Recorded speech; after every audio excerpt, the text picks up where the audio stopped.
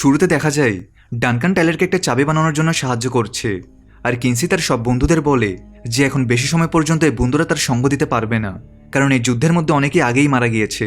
আর Kinsey চায় না যে সব লোকেরাও নিজেদের জীবন হারাক। এর পরদিন কিনসি যখন নিজের কফি বানাতে থাকে তখন তার কফিও সব দিকে বরফ আর বরফ হয়ে যায়। আর তখন এখানে গেব চলে আসে, যে কিনসিকে বলে, আমার তোমার সাথে ঠিকমতো কথা বলা হয়নি, আমি সত্যিই তোমাকে ভালোবাসি, আমার ফিলিংস আছে। কিন্তু কিনসি বলে যে তুমি শুধু একটা একটা আত্মা। কিন্তু কিনসি কখনোই এই কথাটা অ্যাকসেপ্ট করতে পারে না যে সে একটা ডিমান্ডের মধ্যে বদলে যাবে, যেখানে গেব এখন তাকে একটা শেষ আলটিমেটাম দিয়ে যায় যে কেমন হবে যে বডির কাছে তার মার বাবা কেউই না থাকে, আগে তার বাবা মারা গিয়েছে, আর যদি তুমি আমার টিমে যোগ না দাও তাহলে আমি তোমার মাকেও মেরে ফেলবো। আমি কাল তোমার কাছে আবার আসবো, আর তোমার কাছে শুধু কাল পর্যন্তই সময় আছে। এখানে যখন বডি ওমেগা কি নিয়ে কথা বলতে থাকে তখন এখানে এই সব কথা নিনাও শুনে ফেলে যে তার বাচ্চা কোন ওমেগা কির ব্যাপারে কথা বলছে। সে তো ওমেগা সিম্বলের ব্যাপারে কথা বলছে। নিনা নিজের একটা বক্স নামায় যার ভেতরে একটা বই থাকে, সে সেটা খোলে তো তার ভেতরেও একই সিম্বল দেখতে পায়। আর তার মনে পড়ে যে স্যাম নামের একটা ছেলে থাকে, তার হাতে ওই সিম্বল আঁকা থাকে। এখন এখানে জ্যামি বডিকে এটাও জানাই যে তার বাবা কোথাও বাইরে গিয়েছে, কোনো কাজে গিয়েছে, তো বডি কোথাও না কোথাও আন্দাজ করে ফেলে হয়তো তার বাবা কোনো বিপদের মধ্যে আছে। তখন এখানে নিনা তাকে থামিয়ে নেয় যে তুমি যে সিম্বলটার ব্যাপারে কথা বললে সেটা আমি জানি, এই বইটা দেখো, এর ভেতরে সব দিকে শুধু এই সিম্বলই আঁকা আছে। আর তুমি স্যামকেও তো চেনো, স্যামের হাতে ওই সিম্বলটি আঁকা থাকে যে তোমার বাবাকে মেরেছে। আর তুমি জ্যামের সাথে কী ধরনের কথা বলছিলে? তো এখানে বডি বলে যে না মা, আমরা তো শুধু মজা করছিলাম, আমরা একটা গেম নিয়ে কথা বলছিলাম।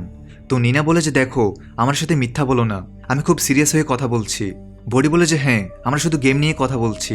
এখানে ওই নদীকে ইডেন যশের কাছে পৌঁছাই আর তাকে ওই দরজার ব্যাপারে জানাই, তার সাথে ডিল করে যে আমি তোমার কাছে কিছু চাইবো না, তোমাকে শুধু ওখান পর্যন্ত চলতে হবে আর চেষ্টা করতে হবে যে যদি তুমি চাবি পেয়ে যাও তাহলে ওই নদীকে তুমি অনেক কিছু দেখতে পাবে, এর বদলে তুমি দারুণ একটা গেট দেখতে পাবে। যশ প্রথমে মানা করে দেয় যে সে ওই ছোট বাচ্চার কাছে জিজ্ঞেস করবে না, অর্থাৎ না সে নিজের মেয়েকে এ ব্যাপারে জড়াবে আর না বডিকে জিজ্ঞেস করবে।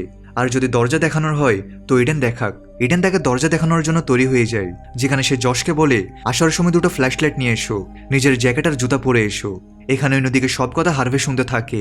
সে বুঝতে পারে যে ইডেন কোথাও না কোথাও যশকে নিজের সাথে নিয়ে যাচ্ছে, এই কারণে হারভে সব কথা গেবকে বলে দেয়।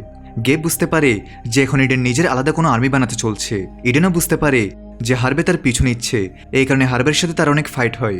হারবে এখানে পালানোর চেষ্টা করে কিন্তু ইডেন তাকে খুব খারাপভাবে মারে, এমনকি স্কেটিং দিয়ে তার গলা কেটে দেয় এবং অ্যানিওয়ের কির সাহায্যে তাকে মরুভূমির মধ্যে ফেলে দেয়। সাথে এখন তো তার কাছে চাবিও চলে এসেছে। এখানে যশ বের হতে চাচ্ছিল, নিজের মেয়েকে বলে যায় যে তোমার কিছু লাগলে এখানে গার্ডকে বলো, আমি জলদি তোমার কাছে ফিরে আসবো। আর যশ ইডেনের সাথে বেরিয়ে পড়ে। এখানে অন্যদিকে আমরা নিনাকে দেখি যে খুব একা হয়ে পড়েছে, তার খুব অদ্ভুত লাগছিল। তখন এখানে কিনসি আসে, যে জানতো যে হয়তো তার মা বাঁচবে বা নাও বাঁচতে পারে, তো তার কাছে যদি সময় কম থাকে তাহলে সে তার মায়ের সাথে গিয়ে সময় কাটাবে। যখন তার মা বলে তোমার কখনো মনে হয়েছে যে তুমি ভিড়ের মধ্যেও একা হয়ে গেছো, একেবারে একটা জোকের মতো হয়ে গেছো, যেখানে কিনসি জিজ্ঞেস করে যে তুমি এমন কথা কেন বলছো। আর এখন এখানে নিনা বলতে শুরু করে যে সে কতটা একা ফিল করছে। সাথে সে কিনসিকে বলে যে গেবের সাথে তোমার ব্রেকআপ হয়ে গিয়েছে, আমি এটা শুনেছি, ওই লোকটা ঠিক ছিল না। যেখানে নিনা বলে আমি এই ব্যাপারে বেশি কিছু জানি না, কিন্তু যাই হয়েছে তোমার সাথে ভালো হয়নি। কিনসি তার মায়ের সাথে সময় কাটানোর জন্য বলে যে চলুন আমরা কোনো গেম খেলি বা কোনো মুভি দেখতে যাই। কিনসির খারাপ লাগছিল যে কে জানে তার কাছে কাল পর্যন্ত সময় থাকবে কিনা, তো সে তার মায়ের সাথে আজই সময় কাটাতে চায়। এখানে ওই নদীকে বড়ি জ্যামের বাসায় চলে আসে যে বাবা এখানে কিছু জিনিস খুঁজছিল। তখনই তারা কারো আওয়াজ পায়, এটা গেব ছিল যে যশের বাসার ভেতরে কিছু দেখতে এসেছে। সে একটা ছবি দেখে আর গেব ভালোভাবে বুঝতে পারে ইডেন তাকে ব্ল্যাক ডোরে নিয়ে গেছে, আর সে ওখান থেকে চলে যায়। বডি আর জেমি দুজনেই আলমারির ভেতরে লুকিয়েছিল আর বাহিরে বেরিয়ে ডেস্কের উপর দেখে যে একটা ছবি আঁকা আছে।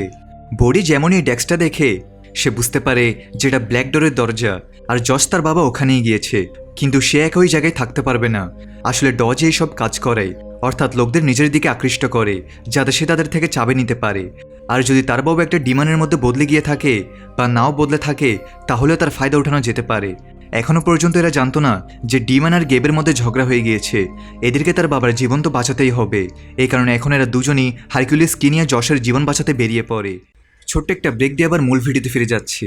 আজকে আমি তোমাদেরকে শেয়ার করব বিশ্বের সবচেয়ে জনপ্রিয় একটি প্ল্যাটফর্ম, যেখানে তুমি লাইভ ম্যাচ দেখার পাশাপাশি বিভিন্ন ক্যাশ গেমস, সল্টস আর রিয়েল টাইম গেম খেলতে পারবে। এগুলো খুবই সিম্পল কিন্তু বেশ এক্সাইটিং। আমার প্রচার কোড MND10 ব্যবহার করে রেজিস্ট্রেশন করলে পাবে 200% বোনাস। এবং আরেকটা ভালো বিষয় হচ্ছে তুমি চাইলে খুব সহজেই বিকাশ, নগদ, রকেট বা ব্যাংকের মাধ্যমে খুব সহজে উইথড্র করতে পারবে। তাই যদি ট্রাই করতে চাও পিন কমেন্টে দেওয়া নির্দেশনা ফলো করো এবং আমার প্রচার কোড MND10 ব্যবহার করে বোনাসটা নিয়ে নাও। এটি শুধুমাত্র একটি বিজ্ঞাপন। এই ধরনের অ্যাপে আর্থিক ক্ষতির সম্ভাবনা আছে, তাই এই ধরনের অ্যাপ থেকে দূরে থাকো। এখানে অন্যদিকে আমরা ডানকান আর টাইলারকে দেখি, যারা প্রায় ওই চাবিটা বানানোর জন্য তৈরি। এখন এখানে ডানকান টাইলারকে বলে যে এখন তোমাকে সেটা ভাবতে হবে যার জন্য তুমি চাবিটা বানাতে চাও। নিজের উদ্দেশ্যটা ভাবো।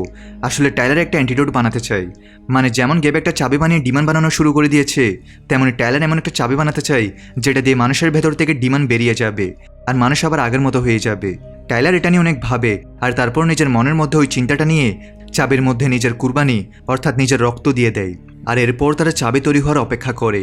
এরপর আমরা কিনসিকে দেখি, তার সাথে দেখা করতে স্কট আসে। যদিও কিনসি সবাইকে মানা করেছিল সাহায্যের জন্য না আসার, কিন্তু স্কট বলে যে আমি থাকতে পারলাম না, এখন যাই হবে একসাথে হবে।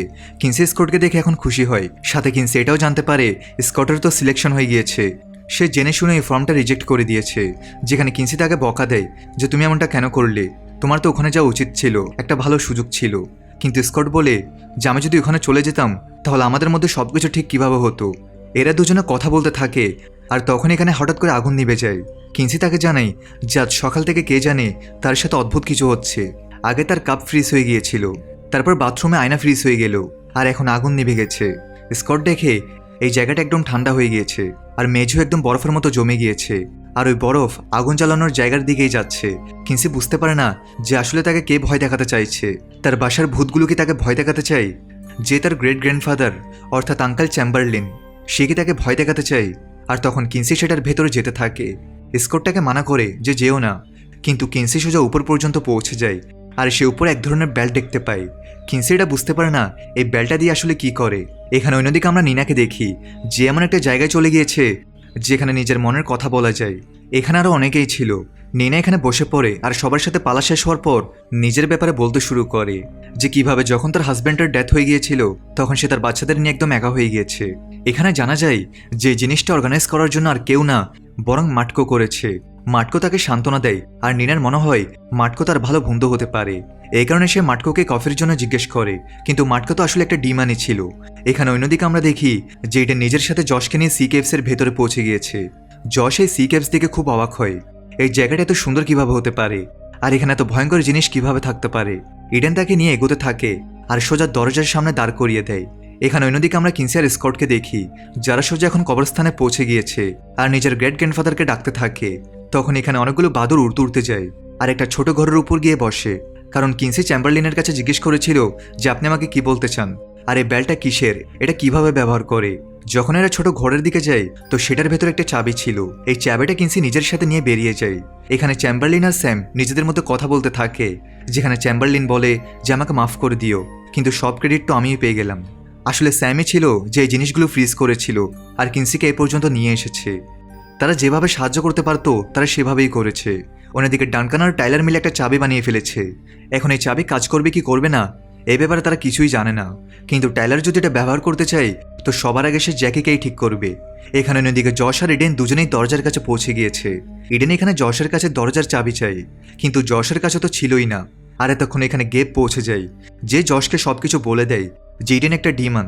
তোমার কি মনে হয় যে সে তোমাকে এমনি নিয়ে এসেছে? সে তোমাকে একটা ডিমান বানানোর জন্য নিয়ে এসেছে। এর দরজাটা খুললেই সেটার ভেতর থেকে বুলেট বের হয়, যেটা তোমার গায়ে লাগলে তুমিও ডিমান হয়ে যাবে। সে ইডেনকে মারতে চায়, এই কারণে সে নিজের মাথায় ক্রাউন পরে নেয়, যেটা দিয়ে এখানে ঘোস্ট পৌঁছে যায়। আসলে তার অন্ধকারের ঘোস্ট ছিল যারা ছায়া দিয়ে তৈরি হতো। আর এখন এখানে গেব তো বেরিয়ে যায়, যে এইখানে ঘোস্টরা আসে তো ইডেনও পালাতে শুরু করে, কিন্তু সে যাওয়ার আগে যশের সাহায্য করে দেয়। এই কারণে সে যশকে বলে ফ্ল্যাশ লাইট জ্বালিয়ে রেখো। ইডেন এখান থেকে পালিয়ে যায় আর যত ঘোস্ট এখানে এসেছিল তারা সবাই মিলে যশের উপর অ্যাটাক করতে শুরু করে। ওই পুরো পাহাড়টা ভাঙতে শুরু করে। যশ পালানোর চেষ্টা করে, কিন্তু তার উপর অনেক পাথর এসে পড়ে। ইডেন আর গেব দুজনে এখান থেকে পালিয়ে গিয়েছে, কিন্তু যশ ফেসে যায়। এখানে সব পাথর পড়ে গিয়েছিল আর পুরো দরজা বন্ধ হয়ে যায়। কিন্তু তখনই যশ আওয়াজ শুনতে পায়। সঠিক সময় এখানে জ্যামি আর বডি পৌঁছে গিয়েছে, যারা বাহির থেকে আওয়াজ দেয় যে আমরা আপনাকে বাঁচিয়ে নিব। বডি এখানে হারকিউলিস কি অ্যাক্টিভেট করে পাথরগুলো সরাতে থাকে। যশ খুব ভয় পেয়ে গিয়েছিল, সে বাচ্চাদের দেখে বুঝতে পারে না যে বাচ্চারা এখানে কিভাবে পৌঁছালো। বডি বুঝতে পারে তাই তার মেমোরি গায়েব হয়ে যাবে, আর সে বুঝতেই পারে না যে সেখানে আসলো কিভাবে। বাচ্চারা তাকে বোঝায় যে আমরা এখানে ঘুরতে এসেছিলাম আর কিছু পাথর আপনার উপর পড়ে গিয়েছে, এখন আমাদের যাওয়া উচিত। জশ বলে ঠিক আছে। অন্যদিকে ডানকান এখন টাইলারের সাথে গাড়িতে বেরিয়ে পড়েছে আর সোজা ওই জায়গাতেই যাচ্ছে যেখানে গেব বাকি ডিমান্ডার রেখেছে। তার এখানে রাস্তার মধ্যে জ্যাকিকে দেখতে পাই। এখানে আমরা দেখি জ্যাকি সোজা গেবের কাছে পৌঁছাই। গেবের কাছে একটা চাবি ছিল যেটা দিয়ে সে নিজের ম্যানশনের ভেতরে চলে গিয়েছে, আর জ্যাকি আবার নিজের বাসার দিকে যাচ্ছিল। মাঝপথে টাইলার তাকে জঙ্গলের মধ্যে থামিয়ে দেয়। সে বলে তোমার সাথে কথা আছে। জ্যাকি বলে আমি একদম আগের মতোই আছি, তোমার মনে হতে পারে আমি বদলে গিয়েছি, কিন্তু আমি বদলাইনি। টাইলার তার সাথে কথা বলতে বলতেই অনেক কথা বের করতে থাকে, বা জ্যাকি বলে তুমি শুধু আমার মতো হয়ে যাও, আমরা সময় কাটিয়েছিলাম, আমার সব কিছু মনে আছে, তুমি শুধু আমার মতো হয়ে যাও। তখনই টাইলার এগোয়, জ্যাকিকে হাগ করে, আর তখনই তার পেছনে ওই চাবিটা লাগিয়ে দেয় যেটা দিয়ে ডিমান তার শরীর থেকে বেরিয়ে যাবে। কিছুক্ষণের মধ্যেই জ্যাকির খুব ব্যথা হতে থাকে, কিন্তু ফাইনালি জ্যাকি একদম আগের মতোই হয়ে গিয়েছে, সে এখন ডিমান না। টাইলার তাকে বলে আমার থেকে এখন চাবিটা নিয়ে দেখাও। জ্যাকি খুব সহজেই চাবিটা নিয়ে নেয়।